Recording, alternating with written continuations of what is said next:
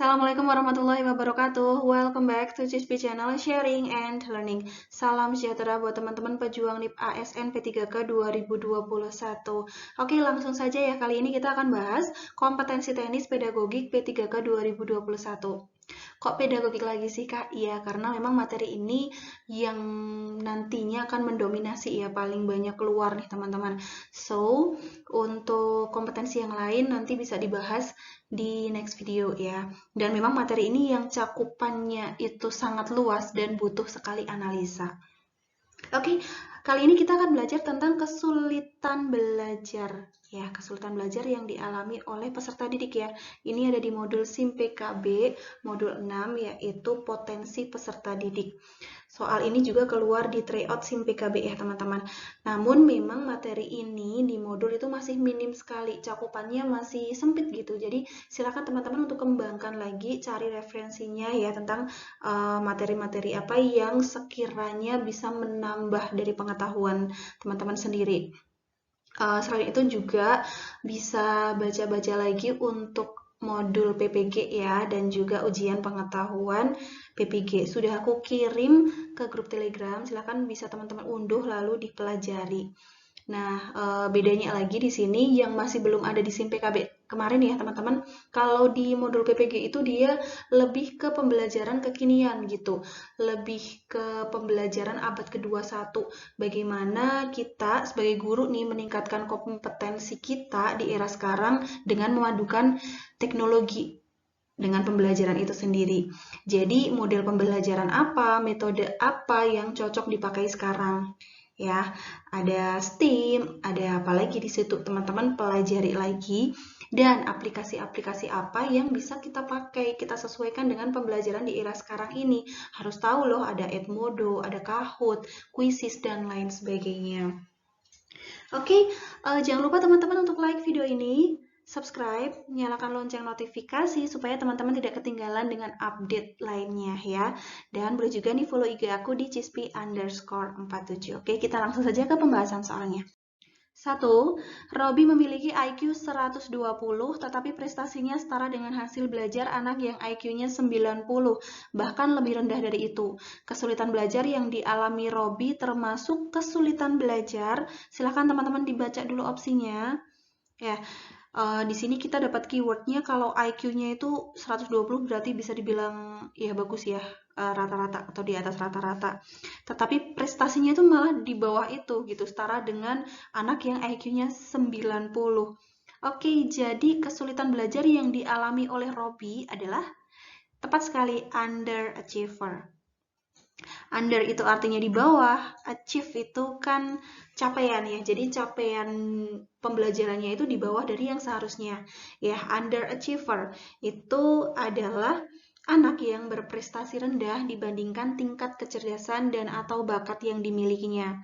Underachiever identik dengan keterlambatan akademik yang berarti bahwa keadaan siswa yang diperkirakan memiliki intelijensia dan keberbakatan yang cukup tinggi, tetapi tidak dapat memanfaatkannya secara optimal.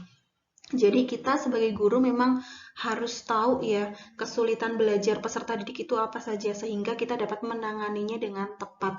Jadi prestasi yang didapat tidak jauh dari yang seharusnya gitu, bisa mencapai target yang kita inginkan atau yang seharusnya gitu. Tujuan pembelajaran yang diharapkan ya. Untuk opsi yang lain nih apa ya? Kita akan bahas di soal selanjutnya. 2. Ayash memiliki suara merdu. Suatu ketika, gurunya menugaskan dia untuk mengikuti perlombaan bernyanyi di tingkat kecamatan, tetapi dia mengalami kesulitan bernyanyi akibat bakatnya itu tidak diasahnya. Kesulitan tersebut merupakan jenis kesulitan belajar. Silakan dibaca opsinya. Oke, kita dapat keyword di sini bahwa sudah punya suara merdu ya. Berarti dia sudah punya bakat, sudah punya modal gitu. Nah, punya bakat, punya modal, tapi mengalami kesulitan. Kenapa bisa begitu? Karena bakat itu tadi tidak diasah atau tidak dilatih, gitu ya. Nah, ini adalah termasuk dalam kesulitan belajar. Yang B, learning dysfunction. Dis itu kan artinya tidak ya, function, fungsi. Tidak sesuai dengan fungsi sebagaimana mestinya, gitu. Learning dysfunction itu gejala di mana proses belajar yang dilakukan oleh siswa tidak berfungsi dengan baik, meskipun sebenarnya siswa tersebut tidak menunjukkan adanya subnormalitas mental, gangguan alat indera, atau gangguan psikologis lainnya. Seperti itu tadi ya, sudah punya bakat tapi karena tidak dilatih, ya nanti dia mengalami kesulitan. Contoh lain nih, misal ada peserta didik ya yang punya posturnya atletis, tinggi, punya kekuatan kecepatan yang menonjol dibanding peserta didik lainnya. Tapi dia itu tidak pernah dilatih. Misalkan seharusnya dia itu cocok untuk ini sprint atau lari cepat misalkan. Tapi karena tidak dilatih, nanti dia akan mengalami kesulitan dalam hal tersebut gitu. Jadi ya sekali lagi penting bagi kita untuk tahu potensi dari peserta didik itu apa. Jadi bisa kita arahkan gitu ya sesuai dengan potensinya. 3. Ani menyukai olahraga karate. Dia selalu memenangkan kejuaraan karate apabila ada perlombaan di sekolahnya. Pada suatu ketika, sekolah Ani mengadakan acara kenaikan kelas yang akan menampilkan tarian-tarian daerah. Semua anak diwajibkan berpartisipasi termasuk Ani. Namun, Ani nih ya, kesulitan mengikuti tugas yang diberikan oleh gurunya yaitu membawakan tarian jaipong. Kesulitan yang dihadapi Ani termasuk kesulitan. Oke, dibaca dulu opsinya. Nah, di sini Ani itu suka dengan olahraga karate ya, berarti yang tangkas gitu. Lalu dia mengalami kesulitan untuk membawakan tarian jaipong, di mana bertolak belakang ya antara karate dengan jaipong, karena jaipong itu kan lemah gemulai gitu ya teman-teman. So, ini adalah masuk ke dalam kesulitan belajar. Betul sekali, learning disorder yang A ya. Learning disorder atau kekacauan belajar.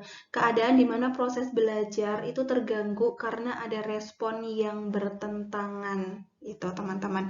Jadi bertentangan ya. Contoh lainnya, misalkan terbiasa lagi olahraga yang keras gitu, suka sepak bola, suka tinju dan lain sebagainya.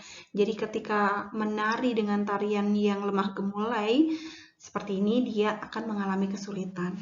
Oke, lanjut. 4. Ridwan adalah siswa yang sekarang duduk di kelas 2 SD. Dia adalah anak yang penurut dan tidak suka mengganggu temannya. Ketika pembelajaran, dia selalu memperhatikan penjelasan dari guru, mencatat materi, dan mengerjakan tugas. Namun, dia tetap saja memiliki kesulitan dalam menangkap pembelajaran. Kesulitan belajar yang dimiliki oleh Ridwan adalah, silakan teman-teman dibaca dulu opsinya. Oke, jadi di sini keywordnya anak itu udah penurut ya, tidak suka mengganggu temannya, lalu di sini suka mencatat juga, memperhatikan ya penjelasan dari guru, mencatat dan lain sebagainya. Walaupun sudah semuanya dilakukan nih, mengerjakan, mencatat, selalu memperhatikan, tetapi ternyata masih mengalami kesulitan dalam menangkap pembelajaran. Nah, kesulitan belajar yang dimiliki oleh Ridwan adalah slow learner, teman-teman. Slow itu artinya rendah ya, atau pelan gitu. Learner itu belajar. Jadi, dia itu lambat dalam belajar. Ya, artinya bahwa peserta didik itu menangkap pembelajaran itu lebih lambat dari seharusnya, dari teman-teman yang ada di jenjang yang sama dengan dia gitu. Jadi, peserta didik ini bukan berarti yang tidak mau memperhatikan. Ya sudah memperhatikan, sudah berusaha, tapi tetap saja dia tidak dapat menangkap apa yang diberikan oleh guru gitu. Jadi memang lambat dalam menangkap pembelajaran gitu ya. 5. Adit selalu mendapat nilai 100 di matematika dan juara 1 lomba matematika. Adit memang sangat suka pelajaran matematika menggunakan keterampilan logika dan berhitung. Namun, ia mengalami kesulitan pada pelajaran menggambar dan menyanyi, sehingga nilainya kurang dari KKM. Jenis kesulitan belajar Adit disebut. Oke, jadi di sini memang menonjol sekali di salah satu kompetensi ya, dapat nilai 100 di matematika gitu. Karena dia suka logika, suka dengan berhitung gitu ya. Tapi ada kesulitan nih di pelajaran menggambar dan juga menyanyi. Jadi kesulitan yang dialami oleh Adit adalah, iya tepat sekali, learning disorder. Jadi dia ada kekacauan belajar ya. Jadi belajarnya itu terganggu atau terhambat karena memang potensinya itu lebih di sini, lebih suka menghitung, lebih suka logika gitu. Jadi di kompetensi atau mata pelajaran dia menggambar atau menyanyi yang tidak sesuai dengan potensi itu akan mengalami kesulitan. 6. Merasa tidak senang dengan sekolah atau gurunya dan cenderung bergabung dengan teman yang juga memiliki sikap negatif terhadap sekolah, sering mengantuk ketika belajar dan tidak tuntas dalam mengerjakan tugas. Hal tersebut merupakan ciri peserta didik yang mengalami kesulitan belajar. Silakan dibaca dulu opsinya, teman-teman. Oke, jadi ini udah tidak respect ya dengan sekolah, cenderung punya sikap negatif, lalu mengantuk gitu teman-teman. Berbeda dengan yang tadi ya, yang anaknya itu sebenarnya memperhatikan tetapi masih belum paham juga gitu. Nah, peserta didik tipe ini sebenarnya itu punya intelijensia, punya bakat sebenarnya, tetapi tidak dimanfaatkan secara optimal. Jadi seperti ini. Nanti akibatnya gitu teman-teman.